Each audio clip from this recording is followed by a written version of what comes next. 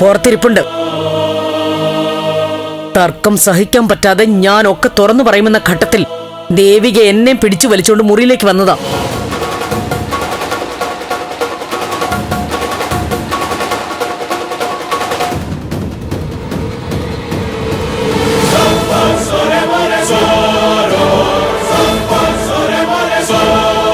തീരുമാനമുണ്ടാക്കാതെ ഇറങ്ങില്ല എന്നാ ചന്ദ്രമതി പറയുന്നത്. ഇപ്പൊ ഞാനൊരു തീരുമാനമുണ്ടാക്കി കൊടുക്കാൻ പോവാ. തനൂജ ബലരാമന്റെ മോളാണെന്ന് ഞാൻ പറയാൻ പോവാ. അവളോട് പറയുന്നതിന് മുൻപ് സിദ്ധുവിനോട് കാര്യങ്ങൾ അറിയിക്കണമല്ലോ. വേണ്ട, താൻ അബദ്ധമൊന്നും കാണിക്കരുത്. അബദ്ധം കാണിച്ചത് ഞാനല്ല, ആ ബലരാമനാ. അതിനനുഭവിച്ചതത്രയും നമ്മുടെ കുടുംബവും. പ്രഭ, ഞാൻ പറയുന്നു കേൾക്ക്. വല്ലവർക്കും വേണ്ടി നമ്മൾ എന്തിനാ സിദ്ധു അപവാദം സഹിക്കുന്നത്? പാവ രജനി, ഇനിയും കുത്തും കൊലപാതകം ഒന്നും ഉണ്ടാവാൻ പാടില്ല. ഞാൻ പറയാൻ തന്നെ പോവാ. തീരുമാനം ഉണ്ടാവാതെ ചന്ദ്രമതി അവിടുന്ന് പോവില്ല എന്ന് പറഞ്ഞു അല്ലേ? അവളെ തീരുമാനം ഉണ്ടാക്കിയിട്ടേ പോകൂന്നു. എങ്കിൽ ആ തീരുമാനം ഞാൻ ഉണ്ടാക്കാം. എന്താ സിദ്ധു? ഇന്ന് തന്നെ തീരുമാനം ഉണ്ടായിരിക്കുമെന്ന്. എല്ലാ പ്രശ്നങ്ങളും ഇന്നത്തോടെ അവസാനിപ്പിക്കാൻ പോവാ ഞാൻ. വളരെ കാലമായില്ലേ സിദ്ധു ഇത് പറയാൻ തുടങ്ങിയിട്ട്? ഇതങ്ങനെയല്ല. ഇനി ബലരാമന്റെ നീക്കത്തിന് വേണ്ടി ഞാൻ കാത്തു നിൽക്കുന്നില്ല. ചന്ദ്രമതിയോട് മറ്റെന്തെങ്കിലും സംസാരിച്ച് പറഞ്ഞയക്കും.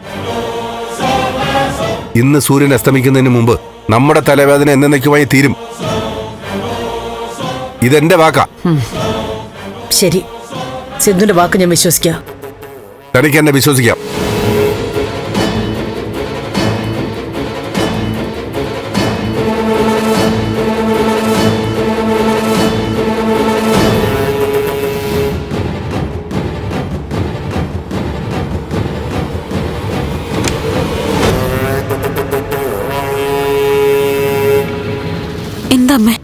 എന്താ അച്ഛൻ പറഞ്ഞേ?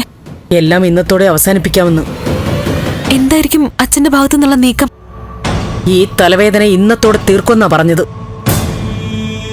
ബലരാമനോട് ശക്തമായിട്ട് പറയുമായിരിക്കും. അമ്മ വാ, ചന്ദ്രമതി എന്റെ തിരക്കുന്നുണ്ട്. വാ അമ്മേ, വാ.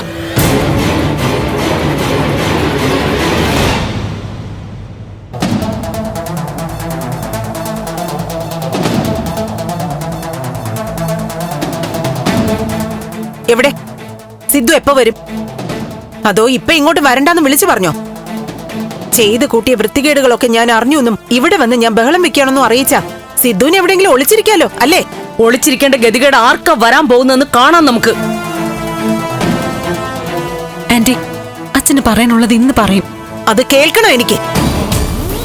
ഇന്നെന്തായാലും സിദ്ധുവിനെ കണ്ടിട്ട് ഞാൻ തിരിച്ചു പോവും. മതി, അത് മതി.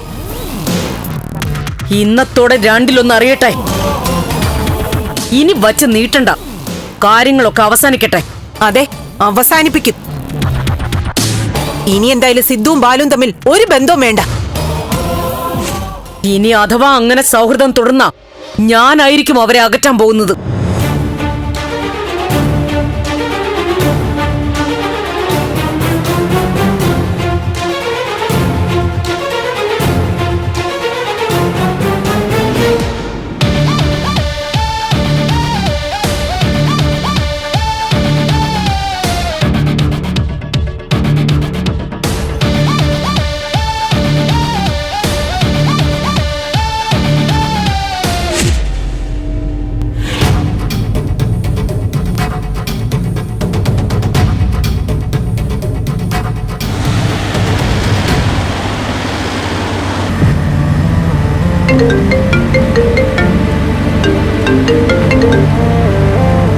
ദേവി, നന്ദു എവിടെയാ? ഹോസ്പിറ്റലിലാണോ? ഞാൻ പുറത്തേക്ക് ഇറങ്ങി. ചേച്ചിക്ക് ഫ്രൂട്ട്സും മറ്റും വാങ്ങണം. നന്ദു, ചന്ദ്രമതി എന്റെ ഇവിടെ വന്നിരിക്കുക. അച്ഛനെ കണ്ട് സംസാരിക്കണമെന്നാ പറഞ്ഞിരിക്കുന്നത്. എന്താ, എന്തെങ്കിലും പ്രശ്നമുണ്ടോ? ബലരാമൻ അങ്കിളിനെ മൊത്തം ചീത്തയാക്കുന്നത് അച്ഛനാണെന്നും പറഞ്ഞു ഒരേ ബഹളോ. അച്ഛൻ ഹോസ്പിറ്റലിൽ നിന്ന് ഇറങ്ങിയല്ലോ, ചിലപ്പോ അങ്ങോട്ട് വരുന്നുണ്ടോ? ഞാൻ കുറച്ച് കഴിഞ്ഞിട്ട് വരാം. നന്ദു, എനിക്കൊരു പേടി. ഇനി അച്ഛൻ ബലരാമൻ അങ്കിളുടെ അടുത്ത് ചെന്ന് കാര്യങ്ങളൊക്കെ പറഞ്ഞു വഴക്കാവോ?